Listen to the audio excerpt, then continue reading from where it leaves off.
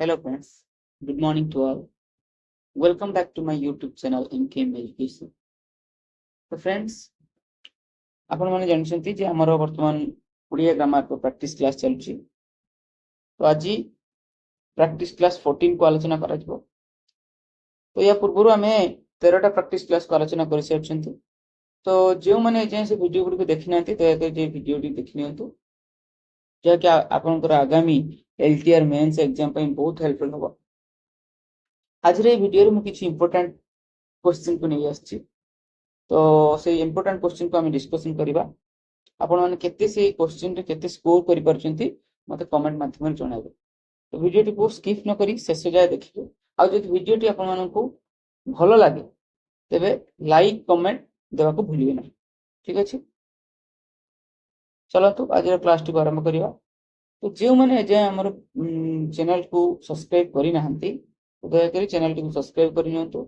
जो दर प्रतिदिन जो वीडियो अपलोड होची एमसीक्यू प्रैक्टिस क्लास अपलोड होची तार नोटिफिकेशन आपण माने पाई परिबे। ठीक अछि, तो चलंतु आज क्लास को आरंभ करिबा।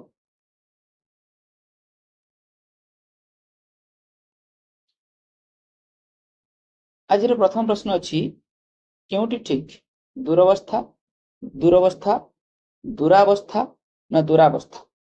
तो सठिक हमर जानछंती जे सुधी सुधी प्रश्न आसले आपण माने लेखि की प्रैक्टिस करियो कहिथिले जे दुरावस्थार स्पेलिंग कोन दुरावस्था। ठीक अछि, दुरावस्था दुरावस्था हेबो। तो यार सठिक आंसर कोन हिजबो ऑप्शन बी हिजबो यार सठिक आंसर। ठीक अछि, परवर्ती प्रश्न को दिबा। बाग्मी ए शब्दर संधि रूपटी कोन हो बाग्मी बच युक्त मीन बाच युक्त मी न बाच युक्त मीन ना बाच युक्त मीन। ठीक अछि, बाग्मी बाग्मी को जदि हम संधि करिबा तो बाच युक्त मीन हे जबो यार सठिक आंसर बाच युक्त मीन हे गला बाग्मी। ठीक अछि, तो परवर्ती प्रश्न को जिबा। पचारछि छेली गोड़रे धान मळिबा ए रूढीर अर्थ कोन। छेली गोड़रे धान मळिबा ए रूढीर अर्थ कोन ना अयोग्य व्यक्ति हातरे कार्यभार न्यस्त करिबा प्रकृत कारण न थाई कळी करिबा ना काम आरंभ पूर्व बाधा सृष्टि हेबा किछि न जानि कोनोसी विषय रे कहबा। देखो छेली गोड़रे केबे धान मळि हेबो कि तेणु यदि हम अयोग्य व्यक्ति हातरे कार्यभार देबा से कार्यटी हमर सफल होई परिबो कि तेणु यार सठिक आंसर कोन हिजबो ना अयोग्य व्यक्ति हातरे कार्यभार न्यस्त करबा। ठीक अछि, तो परवर्ती प्रश्न पाहांती अवकाश पाहांती अवकाश रो पचारछि पाहांती अवकाश कहार कलाकृति अटे। देखो पाहांती अवकाश अभिमन्यु सामंत सिंहार गोपीनाथ महंती भीम भोई ना जगन्नाथ दास। तो यार सठिक आंसर कोन हिजबो पाहांती अवकाश यार राइटर होचंती के जगन्नाथ दास होचंती यार सठिक आंसर। ठीक अछि, तो जगन्नाथ दास आउ कोन कोन सब लिखिथिले जगन्नाथ दास ज्ञान सागर गीता उद्धव जणान।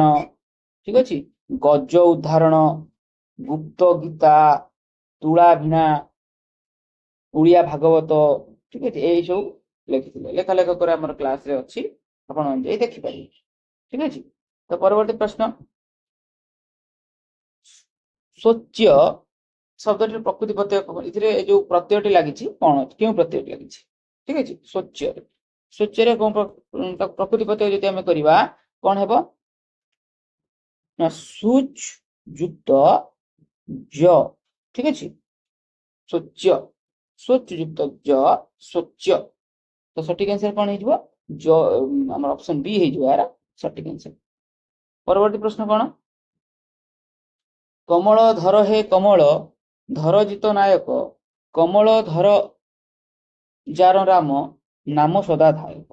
देखो पचार कि प्रकार छंद छंद जाना पहले अक्षर काउंट करंतु 5 6 3 9 4 13 16।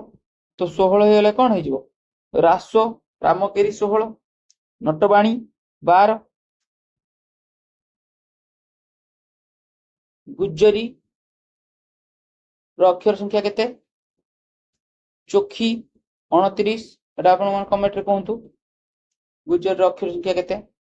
ठीक अछि, छंद रे हमर क्लास अछि तो एटा हम जानले जे 16 अक्षर विशिष्ट ଛନ୍ଦଟିକୁ ଆମେ କହନ୍ତି ରାମକେରି। 16 ଅକ୍ଷର ବିଶିଷ୍ଟ ଯୋଉ ପାଦ ପ୍ରତି ପାଦର ଅକ୍ଷର ସଂଖ୍ୟା 16, ତ ଆମେ ଜାଣିଲେ ଏଟା ହଉଛି ରାମକେରି। ଠିକ ଅଛି। ତ ପରବର୍ତ୍ତୀ କର୍ତ୍ତବ୍ୟ ଅନୁସାରେ ଏହା ଏକ ପଦରେ ପ୍ରକାଶ କଲେ କଣ? ଦେଖନ୍ତୁ କର୍ତ୍ତବ୍ୟ ଅନୁସାରେ ଯଥା କର୍ତ୍ତବ୍ୟ, ଯଥା କର୍ତ୍ତବ୍ୟ, ଯଥା କର୍ତ୍ତବ୍ୟ ନା ଯଥା କର୍ତ୍ତବ୍ୟ। ତ କର୍ତ୍ତବ୍ୟ ଅନୁସାରେ କହିଲେ ଯଥା କର୍ତ୍ତବ୍ୟ। ଠିକ ଅଛି। ପରବର୍ତ୍ତୀ ପ୍ରଶ୍ନ, କାଠରେ ତିଆରି କଠଉ, କାଠ କଠଉ, ଏହା କେଉଁ ପ୍ରକାର ସମାସ? ଅଲୁପ ସମାସ, ଉପମିତ କର୍ମଧାରୟ ସମାସ ନା ଉପମାନ କର୍ମଧାରୟ ସମାସ ନା ମଧ୍ୟ ପଦଲୋପୀ କର୍ମଧାରୟ ସମାସ। ଦେଖନ୍ତୁ ଅଲୁପ ସମାସ କହିଲେ ଆମେ କଣ ଜାଣନ୍ତି ନା ବିଭକ୍ତି ଚିହ୍ନ ଲୋପ ପାଉ ନଥିଲେ ତାକୁ ଆମେ ଅଲୁପ ସମାସ ବୋଲି କହନ୍ତି। ଉପମିତ କର୍ମଧାରୟ ସମାସ କଣ ଆଉ ଉପମାନ କର୍ମଧାରୟ ସମାସ କଣ? ଯେତେବେଳେ ଆଗ ପୂର୍ବ ପଦ ଆଉ ପରପଦ ଏଠି ଉପମାନ ଥିବ ଆଉ ଏଠି ଉପମେୟ ଥିବ, ସେଟାରେ କଣ ହେଇଯିବ ଆମର ଉପମିତ କର୍ମଧାରୟ, ଆଉ ଏଠି ଉପମେୟ ଥିବ ଆଉ ଏଠି ଉପମାନ ଥିବ, ଥିଲେ କଣ ହେଇଯିବ ଆମର ଉପମାନ କର୍ମଧାରୟ। ଦେଖନ୍ତୁ ଏଠି କାଠରେ ତିଆରି କଠଉ, ମଧ୍ୟ ପଦଲୋପୀ କହିଲେ ସମାସ କହିଲେ କଣ ବୁଝ ନା ଯେଉଁ ସମାସରେ ପୂର୍ବ ପଦ ଆଉ ପରପଦକୁ ଛାଡି ମଧ୍ୟ ପଦଟି କଣ ହେଇଯାଏ ନା ଲୋପ ପାଇଯାଏ। ତ ଏଠାରେ ଦେଖନ୍ତୁ କାଠ ତିଆରି କଲ, କାଠ ତିଆରି କଠଉ, କାଠ କଠଉ, ତ ଯୋଉ ତିଆରି ଶବ୍ଦଟି ଲୋପ ପାଇଯାଇଛି ନା ସମସ୍ତ ପଦରେ, ତେଣୁ ଏଟା ହେଇଗଲା ମଧ୍ୟ ପଦଲୋପୀ କର୍ମଧାରୟ ସମାସ। ଠିକ ଅଛି। ପରବର୍ତ୍ତୀ ପ୍ରଶ୍ନ କଣ ନା ପଗଡି ବାନ୍ଧୁ ବାନ୍ଧୁ କଚେରୀ ବରଖାସ୍ତ, ଏହା କେଉଁ ପ୍ରକାର କ୍ରିୟା? ପଗଡି ବାନ୍ଧୁ ବାନ୍ଧୁ, ତ ବାନ୍ଧୁ ବାନ୍ଧୁ ଅର୍ଥ ବାନ୍ଧିବା କାମଟା ଚାଲୁ ରହିଛି, ସରିଛି କି ସରିନି, ତେଣୁ ଏଇ ବାନ୍ଧୁ ବାନ୍ଧୁ ଏହା କେଉଁ ପ୍ରକାର କ୍ରିୟା ପଚାରିଛି? ଏকক କ୍ରିୟା, ଯୌଗିକ କ୍ରିୟା, ମିଶ୍ର କ୍ରିୟା ନା ଅସମାପ୍ତ କ୍ରିୟା? ତେଣୁ ଏ କାର୍ଯ୍ୟଟି ଅସମାପ୍ତ ଅଛି ମାନେ ଆମେ କଣ ଯିବା ଅସମାପିକା କ୍ରିୟା ବୋଲି ତାକୁ କହିବା। ଠିକ ଅଛି। ଦେଖନ୍ତୁ ଫ୍ରେଣ୍ଡସ୍, ଯଦି ଭିଡିଓଟି ଭଲ ଲାଗୁଥାଏ ତେବେ ଆପଣମାନେ ଭିଡିଓଟିକୁ ଲାଇକ୍ କରିବେ, କମେଣ୍ଟ କରିବେ, ସେୟାର କରିବେ। ଠିକ ଅଛି। ତ ସବୁ କଲେ କଣ ହବ ନା ନେକ୍ସଟ ମତେ ଭିଡିଓ ବନେଇବା ପାଇଁ ପ୍ରୋତ୍ସାହନ ମିଳିବ। ଆପଣମାନଙ୍କ ପାଇଁ ମୁଁ ଭଲ ଭଲ କ୍ୱେଶ୍ଚିନ୍ ବନେଇ କରି ଆଣିବି। ପରବର୍ତ୍ତୀ ପ୍ରଶ୍ନ କଣ ନା ତୁମ ବିନା ମୋର ଗତି ନାହିଁ, ତୁମ୍ଭ ପ୍ରତି ରହୁ ମୋର ଭକ୍ତି, ଏହା କେଉଁ ପ୍ରକାର ଅବୟ ପଚାରିଛି?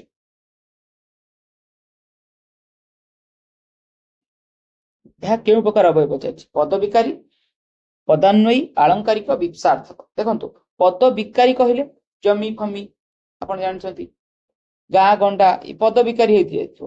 ପଦାନ୍ୱୟୀ କହିଲେ କଣ ନା ବିନା, ପ୍ରତି, ଅପେକ୍ଷା, ଛଡା, ଇଏ ସବୁ ହେଇଗଲେ ଆମର ପଦାନ୍ୱୟୀ ଅବୟର ଉଦାହରଣ। ଠିକ ଅଛି। ପଦାନ୍ୱୟୀ ଉଦାହରଣ ଏ ବିନା ହେଇଗଲା, ପ୍ରତି ହେଇଗଲା, ଇଏ ଆମର ପଦାନ୍ୱୟୀ ଅବୟର ଉଦାହରଣ। ପରବର୍ତ୍ତୀ ପ୍ରଶ୍ନକୁ ଯିବା। ବାଟୋଇଟି ପାଣି ପିଉଛି। ଠିକ ଅଛି, ପାଣି ପିଉଛି, ବାଟୋଇଟି ପାଣି ପିଉଛି। ବାଟୋଇ କଣ ପିଉଛି ନା ପାଣି ପିଉଛି। ପିଉଛି ହେଲା କ୍ରିୟା, କଣ ପିଉଛି? ପାଣି ପିଉଛି। ତ କଣ ଲଗାଇ ପ୍ରଶ୍ନ କଲେ ଆମେ କାହାକୁ ପାଇବା? କର୍ମକୁ ପାଇବା। ତ ପିଇବା ଏଇଟା ହଉଛି ପାଣିଟା ହେଲା କର୍ମ, ତ କର୍ମ କାରକରେ କୋଉ ବିଭକ୍ତି ନା ଦ୍ୱିତୀୟ ବିଭକ୍ତି। ଠିକ ଅଛି। ତ ଦ୍ୱିତୀୟ ବିଭକ୍ତି ଗୋଟେ ବାଟରେ ଚିହ୍ନିଲେ ଆପଣ। ଯଦି ଆପଣ କାରକରୁ ଚିହ୍ନି ପାରିଲେ ବିଭକ୍ତି, ପୁଣି ବିଭକ୍ତିରୁ ଆମେ ଚିହ୍ନିବା କେମିତି? ବାଟୋଇଟି ପାଣି ପିଉଛି ଅର୍ଥ ପାଣି କୁ ପିଉଛି, ପାଣି କୁ ପିଉଛି ନା, ତ କୁ ମାନଙ୍କ ହେଇଗଲେ କଣ ହେଇଯିବ? ଦ୍ୱିତୀୟ ବିଭକ୍ତି ହେଇଯିବ। ତ ୟାର ସଠିକ ଆନ୍ସର କଣ ହେଇଯିବ? ଦ୍ୱିତୀୟ ବିଭକ୍ତି। ଆପଣ ବିଭକ୍ତି ଜାଣିଥିଲେ କାରକ ଧରିପାରିବେ, ଆଉ କାରକ ଜାଣିଥିଲେ ବିଭକ୍ତି ମଧ୍ୟ ଧରିପାରିବେ। ଠିକ ଅଛି। ପରବର୍ତ୍ତୀ ପ୍ରଶ୍ନ କଣ ନା ନଦୀ କୂଳରେ ଶୀତଳ ପବନ ବହେ, ଏହା କେଉଁ କାରକ ପଚାରିଛି? ନଦୀ କୂଳରେ ଶୀତଳ ପବନ ବହେ, ନଦୀ କୂଳରେ ରେ ଠାରେ ମାନଙ୍କ ଠାରେ ତୃତୀୟ ବିଭକ୍ତି ନହେଲେ ସପ୍ତମୀ ବିଭକ୍ତି। ତ ଏଠାରେ ଦେଖନ୍ତୁ ଅଧିକରଣ କାରକ ରେ ସପ୍ତମୀ ବିଭକ୍ତି ଥାଏ, ତ ୟାର ସଠିକ ଆନ୍ସର କଣ ହେଇଯିବ? ଅଧିକରଣ କାରକ। ଦେଖନ୍ତୁ ନଦୀ କୂଳରେ ଗୋଟେ ନିର୍ଦ୍ଦିଷ୍ଟ ସ୍ଥାନକୁ ବୁଝଉଛି, ତ ସ୍ଥାନ ହେଇଗଲା, ବିଷୟ ହେଇଗଲା, ସ୍ଥାନ ଆଦିକରଣେ, କାଳ ଆଦିକରଣେ, ଆଉ ଗୋଟେ ନିର୍ଦ୍ଦିଷ୍ଟ ସମୟ ହେଇଗଲା।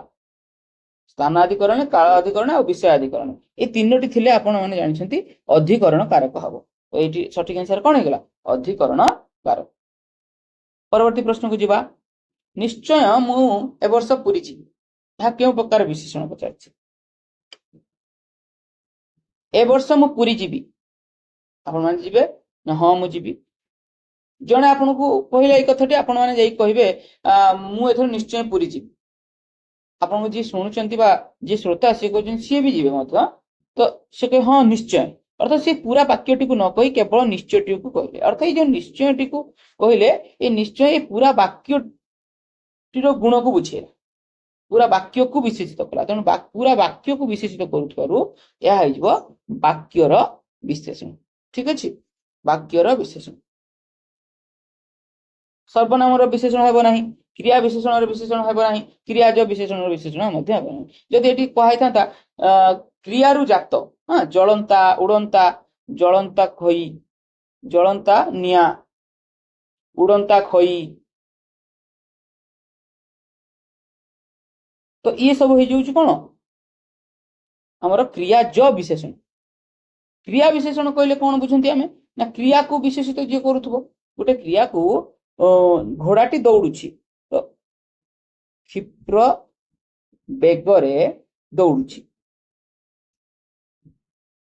केमती दौड़ुछि ना बेगरे ए बेगरे हे गला क्रिया विशेषण ए दौड़िबा क्रिया को विशेषित कला कि ए बेगरे तो केते जोरे दौड़ुछि बा क्षिप्र बेगरे दौड़ुछि ये हे गला क्रिया विशेषण रो विशेषण ए सब मन रखिबे ठीक अछि तो परवर्ती प्रश्न को जिबा मोर आरत कन्हे सुनी एथि विजय बेनुपाणी एथि पचारछि ए जो एथि यह केउ प्रकार सर्वनाम बोली पचारछि यह केउ प्रकार सर्वनाम बोली पचारछि निर्णायक सर्वनाम समुच्चयी सर्वनाम अपेक्षिक सर्वनाम ना पुरुषवाचक सर्वनाम देखंतु एथि एथिरा देखंतु आमे जानछंती जेउ सर्वनाम पद वाक्य व्यवहृत होई विशेष पद को निर्णय करे ताको हम कोन कहंती निर्णायक सर्वनाम आउ समुच्चय सर्वनाम कहले कोन बुझंती देखंतु निर्णायक सर्वनाम कहले समुच्चय सर्वनाम कोन कहंती ना दीटा वाक्य को बुझी विशेष पद परिवर्तन व्यवहृत होतबो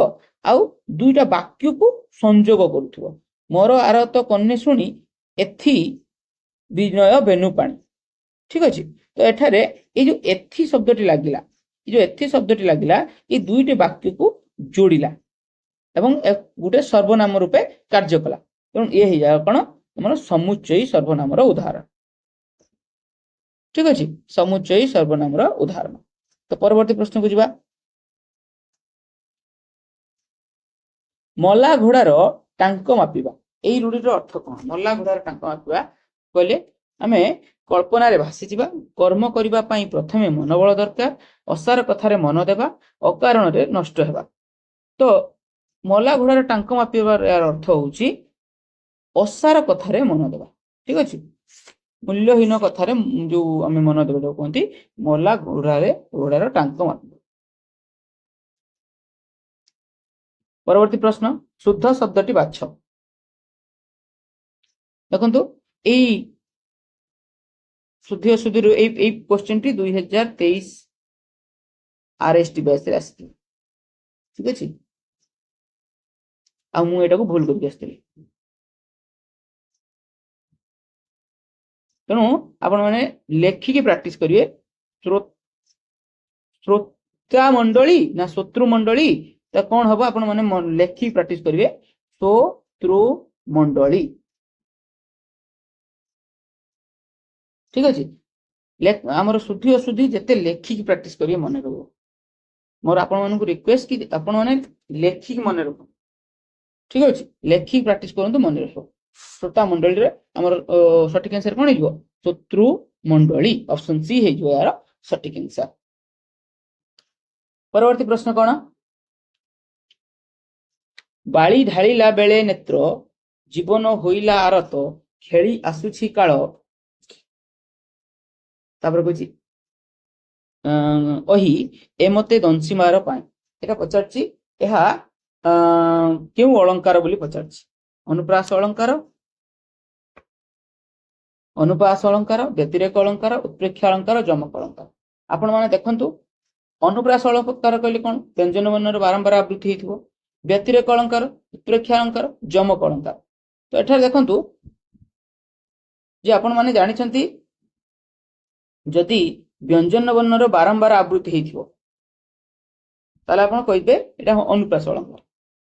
मु आपण मानन कहिथिली जे अलंकार रे आपण को डीप किछि बुझिया दरकार नै बा तार आक्षरिक अर्थ को एते भीतर को जिवा दरकार नै, केवल किछि कीवर्ड को मन रखिबे जो द्वारा कि आपण मानकर अलंकार टी मन रहिथिबो। आपनकर कीवर्ड को मन रखिबे अलंकार टी मन रहिथिबो। तेणु आपण मो सहित जेतिक दिन प्रैक्टिस करंतु मु आपनकर कीवर्ड रे मन रखिदे। ठीक अछि, आपण माने बेसी भीतर को जाई कि प्रैक्टिस करिया दरकार नै। मु तार कांसेप्ट को तो बुझेइबी किंतु आपण कांसेप्ट को मन रखिबा आपण पई एते इजी हबो न हबो, सेते आपण सब्स्टिट्यूट रखि दांतो कि कीवर्ड मन रखिबे। देखो दंसीवार जेतले ई वर्ड टिथो ई वर्ड टी पाइबे दंसीवार ये हेजिबो उत्प्रेक्षा। कोन हेजिबो ना उत्प्रेक्षा। आपण माने कहबे सर उत्प्रेक्षा केमिति हबो, एते उत्प्रेक्षा वाचक शब्द नाही, कौन सी उत्प्रेक्षा वाचक शब्द नहीं बा किबा अबा बोधे सिना ये किछि भी नहीं। देखंतु उत्प्रेक्षा अलंकार जो अछि ये दी प्रकार हेता, गोटे होछि वाच्योत्प्रेक्षा आ गोटे होछि प्रत्ययमान उत्प्रेक्षा, आ गोटे होछि प्रत्ययमान उत्प्रेक्षा। तो ये जो वाच्योत्प्रेक्षा रे आपण माने उत्प्रेक्षा वाचक शब्द पाइबे, किंतु प्रत्ययमान उत्प्रेक्षा रे आपण माने जो उत्प्रेक्षा वाचक शब्द पाई परिबे नाही। तेणु जदि प्रत्ययमान उत्प्रेक्षा आपनकर क्वेश्चन आसला आपण माने होइरानी। तो सेति में कहूँ जे ए जो दंसीवार ए शब्दटी को मन रखिबे, ए शब्दटी होछि उत्प्रेक्षा अलंकार। को उत्प्रेक्षा ना प्रत्ययमान उत्प्रेक्षा। ठीक अछि, आमे जानिछंती जे प्रकृत वस्तु सहित अप्रकृत वस्तु को तर्कणा करा गले हमर उत्प्रेक्षा अलंकार हुए। अर्थ जो उपमान आ उपमेय मध्य जेतले तर्कणा हुए सेतेबेले हमर उत्प्रेक्षा अलंकार हुए। किंतु एठार देखंतु हमर उपमेय एठी कोन नेत्र ढालिबा, ये हेउची उपमेय। आउ उपमान कोन, उपमान हे जाउची एठी काल ओही खेलिबा, ये हेउची उपमान। तो एठार कोन हेची ना उपमान बोली ए जो उपमान ऊपर नेत्र ढालिबा, ए जो नेत्र ढालिबाटा कोन हेची ना तर्कणा करा जाय अछि। सेति पई एठी प्रत्ययमान उत्प्रेक्षा हेची। काहे प्रत्ययमान, कारण एठी कोनोसी प्रकार उत्प्रेक्षावाचक शब्द नाही, उत्प्रेक्षावाचक शब्द नाही किंतु उत्प्रेक्षा अलंकार होची, तेणु ताको कहबा हमें प्रत्ययमान उत्प्रेक्षा। ठीक अछि, तेणु आपण माने यार गभीरता आड़ी को जानतु नाही। आपण माने कोन करंतु ना दंसीवार ए शब्दटी को मन रखंतु। प्रत्ययमान उत्प्रेक्षा और वाच्योत्प्रेक्षा रे जदि आपण मानकर किछि एग्जांपल्स दरकार मते कमेंट माध्यम रे जणांतु। मु उत्प्रेक्षा अलंकार गोटे क्लास नै आसीबी, जेति कि एग्जाम ओरिएंटेड एग्जांपल्स अछि मो पाखरे म आपण मानकु देई देबी। आपण माने से एग्जांपल्स रो कीवर्ड को मन रखिबे, कीवर्ड को मन रखिबे जो द्वारा कि आपण को एग्जाम रे पूरा आई कैचिंग हबो से कीवर्ड को आपण माने तुरंत आंसर को फाइंड आउट कर परिबे। ठीक अछि, जदि आपण मानकर दरकार तबे मते कमेंट रे कहिबे। तो परवर्ती प्रश्न अछि कोन, छंदभूषण एहा कहार रचना? छंदभूषण उपेंद्र भंज, सरला दास, गोपीनाथ महांती ना गोदावरी मिश्र। देखो छंदभूषण ही गला, चित्रकाव्य बंदोदय ही गला, हमर लावण्यवती ही गला, ये सब कहार लिखा? उपेंद्र भंजकर लिखा। ठीक अछि, तो परवर्ती प्रश्न कोन, जेसा को तेसा एठार केउ विभक्ति होइछि? जेसा को तेसा प्रथम विभक्ति, द्वितीय विभक्ति, तृतीय विभक्ति, चतुर्थ विभक्ति। देखो जेसा को मान को कहले द्वितीय विभक्ति न हेले चतुर्थ विभक्ति हो। तो जेसा को तेसा अर्थ जहा पई जोटा, जहा पई जोटा अर्थ योग्य अर्थ रे, जहा पई एटा योग्य, तो जेसा को तेसा जेमिति को सेमिति। तो आपण योग्य अर्थ रे को विभक्ति हुए? योग्य अर्थ रे हमरा चतुर्थ विभक्ति हुए। योग्य अर्थ रे गला, रुचिबा अर्थ रे गला, निमित्त अर्थ रे गला, सम्मान अर्थ रे गला, ये सब क्षेत्र रे हमें चतुर्थी विभक्ति को व्यवहार करथां। तो यार सठिक आंसर कोन हे गला? चतुर्थी विभक्ति। परवर्ती प्रश्न, एक्जिदिया सबुठारे अपमानित हुए। ठीक पचारछि, एटा को प्रकार पद? एक्जिदिया, एक्जिदिया राम जणे एक्जिदिया पिला। तो रामर गोटे गुण को बुझेला सी हला एक्जिदिया। तो एठी एक्जिदिया कोन हबो? गोटे विशेषण हबो ना? एठी विशेषण हेबो ना। काहे कि विशेषण हेबो नाही?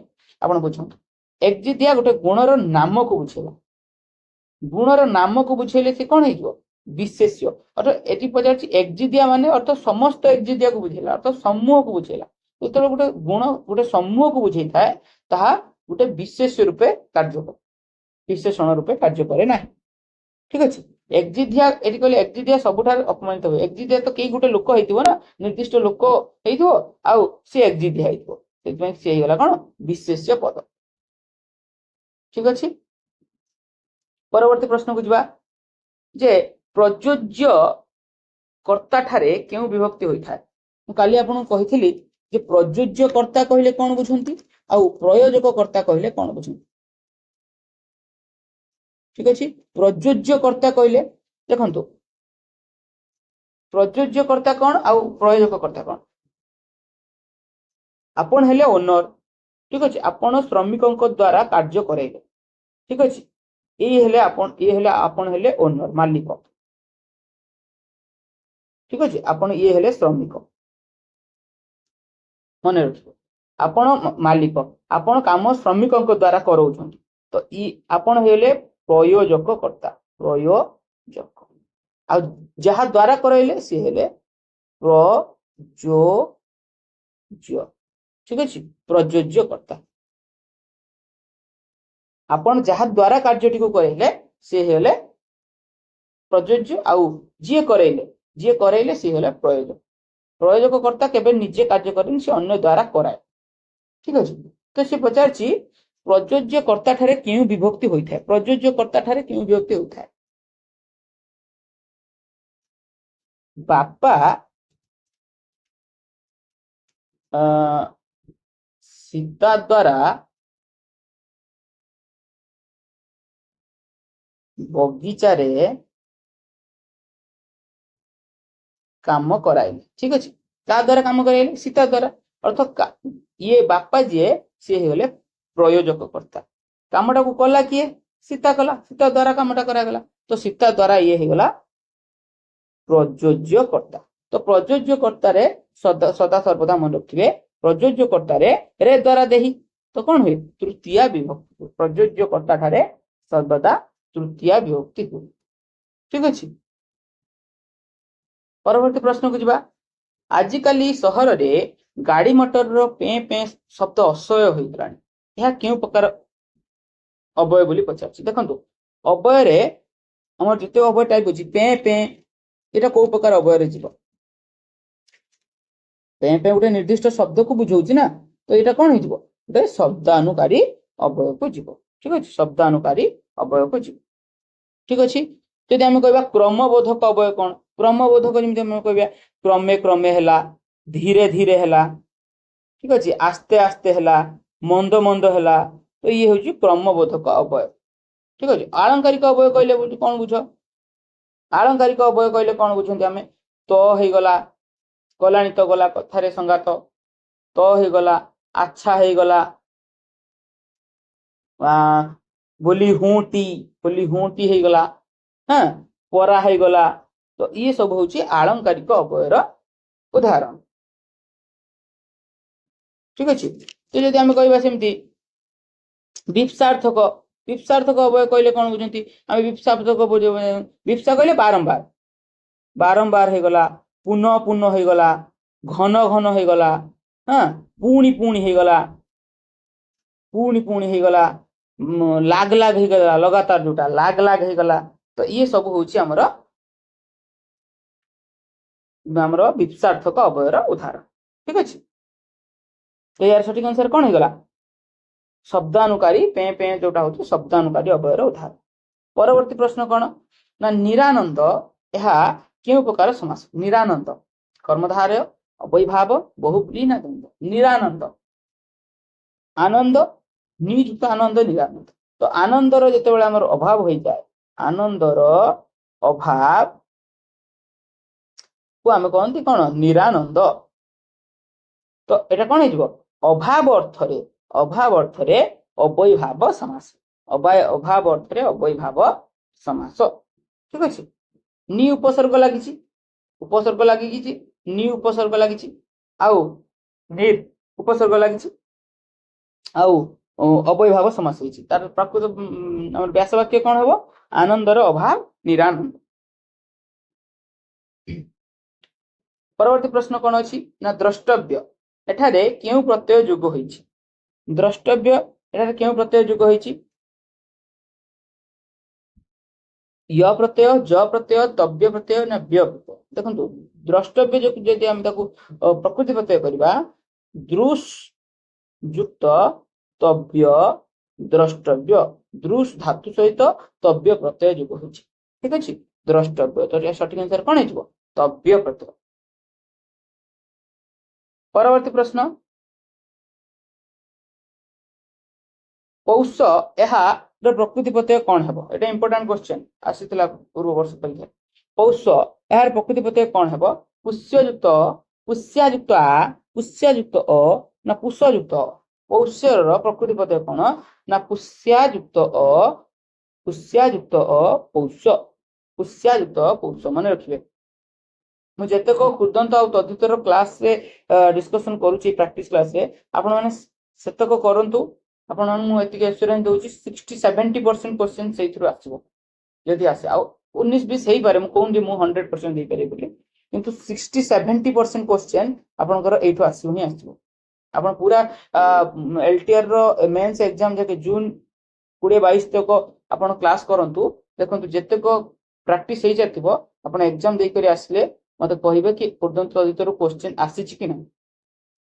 ଠିକ ଅଛି,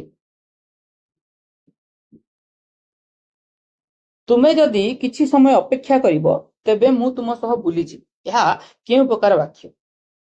ତୁମେ ଯଦି କିଛି ସମୟ ଅପେକ୍ଷା କରିବ, ଦେଖନ୍ତୁ କମାଟା ଲାଗିଛି, ତେବେ ମୁଁ ତୁମ ସହ ବୁଲିଯିବି, ତେବେ ମୁଁ ତୁମ ସହ ବୁଲିଯିବି, ତେବେ ମୁଁ ତୁମ ସହିତ ବୁଲିଯିବି କଣ? ଅର୍ଥାৎ ଏଇ ବାକ୍ୟଟି ନିର୍ଭର କରୁଛି କଣ? ଏ ବାକ୍ୟ ଉପରେ, ସେ ଖଣ୍ଡ ବାକ୍ୟଟି ନିର୍ଭର କରୁଛି ଏ ଖଣ୍ଡ ବାକ୍ୟ ଉପରେ। ଅର୍ଥାৎ ମୋ ବୁଲିଯିବାଟା ନିର୍ଭର କରୁଛି କଣ? ଅପେକ୍ଷା କରିବା ସହିତ। ଯେତେବେଳେ ଅପେକ୍ଷା କରିବା ବା ନିର୍ଭର କରିବା କଥା ଆସେ, ସେତେବେଳେ ଆମେ କୋଉଠି କଣ ଯାଆନ୍ତି? ଜଟିଳ ବାକ୍ୟ। ଠିକ ଅଛି, ସଠିକ ଆନ୍ସର କଣ ହେଇଯିବ? ଜଟିଳ ବାକ୍ୟ। ପଣ୍ଡିତେ ଉଚ୍ଚ ସ୍ୱରରେ ମନ୍ତ୍ର ପାଠ କରୁଛନ୍ତି। ଏଇ ଯୋଉ ପାଠ କରୁଛନ୍ତି, ଏହା କି ପ୍ରକାର କ୍ରିୟା? ଏହା କି ପ୍ରକାର କ୍ରିୟା? ପଣ୍ଡିତେ ଉଚ୍ଚ ସ୍ୱରରେ ମନ୍ତ୍ର ପାଠ କରୁଛନ୍ତି, ମିଶ୍ର କ୍ରିୟା, ଅମିଶ୍ର କ୍ରିୟା, ଅକର୍ମକ କ୍ରିୟା ନା ସକର୍ମକ? ଦେଖନ୍ତୁ ପାଠ କରୁଛନ୍ତି, ଏ ଯୋଉ ପାଠ କରୁଛନ୍ତି, କଣ ପାଠ କରୁଛନ୍ତି? ମନ୍ତ୍ର ପାଠ କରୁଛନ୍ତି। ସାର୍ ଆପଣ ମାନେ କହିବେ କି ସାର୍ ଏଟା ହଉଛି ଆମର ସକର୍ମକ କ୍ରିୟା। ଦେଖନ୍ତୁ ପାଠ କରୁଛନ୍ତି, ପ୍ରଥମେ କ୍ରିୟାଟାର ରୂପ ଦେଖନ୍ତୁ। କ୍ରିୟାର ରୂପ ଦୁଇଟି ଶବ୍ଦକୁ ନେଇକି ହେଇଛି, ତ ଦୁଇଟି ଶବ୍ଦକୁ ନେଇକି ହେଇଥିବା କ୍ରିୟାକୁ ଆମେ କଣ କୁହନ୍ତି? ମିଶ୍ର କ୍ରିୟା। ତେଣୁ ଇଏ ସକର୍ମକ କ୍ରିୟା ହବା ପୂର୍ବରୁ ଇଏ ପ୍ରଥମେ ହେଇଯିବ କଣ? ମିଶ୍ର କ୍ରିୟା। ଠିକ ଅଛି, ଯଦି ପଣ୍ଡିତେ ଉଚ୍ଚ ସ୍ୱରରେ ମନ୍ତ୍ର ପାଠ କରୁଛନ୍ତି କହିଲେ କଣ ପଢୁଛନ୍ତି? ନା ମନ୍ତ୍ର ପଢୁଛନ୍ତି, ସେଠି ଆପଣ ସକର୍ମକ କହିପାରିବେ। କିନ୍ତୁ ଏଠି ପାଠ କରୁଛନ୍ତି ଅର୍ଥ ଦିଟା କ୍ରିୟା ଅଛି, ତେଣୁ ଇଏ ହେଇଗଲା, ଦୁଇଟି ପଦ ଅଛି, ଦୁଇଟି ଶବ୍ଦରେ ତିଆରି ହେଇଛି କ୍ରିୟାଟି, ତେଣୁ ଇଏ ହେଇଗଲା ଆମର ମିଶ୍ର କ୍ରିୟା। ପରବର୍ତ୍ତୀ ପ୍ରଶ୍ନକୁ ଯିବା, ଟିକେ ପାଣି ପିଇଦିଏ। ଦେଖନ୍ତୁ ପଚାରିଛି, ବାବୁ ନାକସିରି ଦାନ ଯୋଗ୍ୟ ଦେଶାକୁ ବିହର କାନନ କର ଆଲିଙ୍ଗନ। ଏଠାରେ ପଚାରିଛି, ଏଠାରେ କେଉଁ ଅଳଙ୍କାର ହୋଇଛି? ବାବୁ ନାକସିରି ଦାନ, ଆପଣ ମାନେ ସମସ୍ତେ ଜାଣିଥିବେ, ଏଟା ବହୁତ ଥର ପଢି ପଢି ପ୍ରାକ୍ଟିସ ହେଇଗଲାଣି। ଶ୍ଲେଷ, ଅନୁପ୍ରାସ, ଯମକ, ରୂପକ। ଠିକ ଅଛି, ଏଟା ହେଇଯିବ କଣ? ଶ୍ଲେଷ ଅଳଙ୍କାର। ଆପଣ ମାନେ ଶ୍ଲେଷ ଅଳଙ୍କାର ତ କହିଦେଲେ, ମତେ ଖାଲି କମେଣ୍ଟ ମାଧ୍ୟମରେ ଜଣେଇବେ ଏଇଟା କୋଉ ପ୍ରକାର ଶ୍ଲେଷ। ଶ୍ଲେଷ ଅଳଙ୍କାର 3 ପ୍ରକାର, ସଭଙ୍ଗ, ଅଭଙ୍ଗ ଆଉ ଗୋଟେ ହଉଛି ଭଙ୍ଗାଭଙ୍ଗ। ତ ଆପଣ ମାନେ ମତେ କମେଣ୍ଟ ମାଧ୍ୟମରେ ଜଣେଇବେ ଯେ ଏଇଟା କୋଉ ପ୍ରକାର ଶ୍ଲେଷରେ ଯିବ, ସଭଙ୍ଗ ଶ୍ଲେଷ, ଅଭଙ୍ଗ ଶ୍ଲେଷ ନା ଭଙ୍ଗାଭଙ୍ଗ ଶ୍ଲେଷରେ ଯିବ। ତ ମତେ କମେଣ୍ଟ ମାଧ୍ୟମରେ ଜଣେଇବେ, ଯଦି ନ ଜଣେଇବେ ମୁଁ ନେକ୍ସଟ କ୍ଲାସରେ ଆପଣମାନଙ୍କୁ ବୁଝେଇଦେବି। ଠିକ ଅଛି, ପରବର୍ତ୍ତୀ ପ୍ରଶ୍ନ, ସହିବାର ଇଚ୍ଛା। ସହିବାର ଇଚ୍ଛା ଏକ ପଦରେ ପ୍ରକାଶ କଲେ କଣ ହେବ? ତିତକ୍ଷା, ତିତିକ୍ଷା, ତିତ୍ୟକ୍ଷା ନା ତୋତିକ୍ଷା? ତ ସହିବାର ଇଚ୍ଛା ଏକ ପଦରେ ପ୍ରକାଶ କଲେ ଲେଖିକି ପ୍ରାକ୍ଟିସ କରିବେ, ମନେ ରହିବ ନାହିଁ, ମୁଁ କହୁଛି ବାରବାର। ତିତିକ୍ଷା, ଏକପଦୀକରଣ ଆଉ ଶୁଦ୍ଧି ସ୍ତୁତି ସର୍ବଦା ଲେଖିକି ପ୍ରାକ୍ଟିସ କରିବେ। ତ ଏହାର ସଠିକ ଆନ୍ସର କଣ ହେଇଯିବ? ତିତିକ୍ଷା। ତିକ୍ଷା ହେଇଯିବ ଏହାର ସଠିକ ଆନ୍ସର। ଠିକ ଅଛି, ତ ନେକ୍ସଟ ଆଜିର ଶେଷ ପ୍ରଶ୍ନ, ଯଦି ଆପଣମାନଙ୍କୁ ଭିଡିଓଟି ଭଲ ଲାଗୁଥାଏ, ଆପଣମାନଙ୍କ ପରୀକ୍ଷା ଉପଯୋଗୀ ହେଇଥାଏ, ତ ଭିଡିଓଟିକୁ ନିହାତି ଭାବରେ ଲାଇକ୍ କରିବେ, ସେୟାର କରିବେ। ଠିକ ଅଛି, ଭିଡ଼ିଓଟିକୁ ନିହାତି ଭାବରେ ଲାଇକ୍ କରିବେ, ସେୟାର କରିବେ ଏବଂ କମେଣ୍ଟ କରିକି ଆପଣଙ୍କର ଯୋଉ ବହୁମୂଲ୍ୟ ମତାମତ ମତେ ଜଣାଇବେ।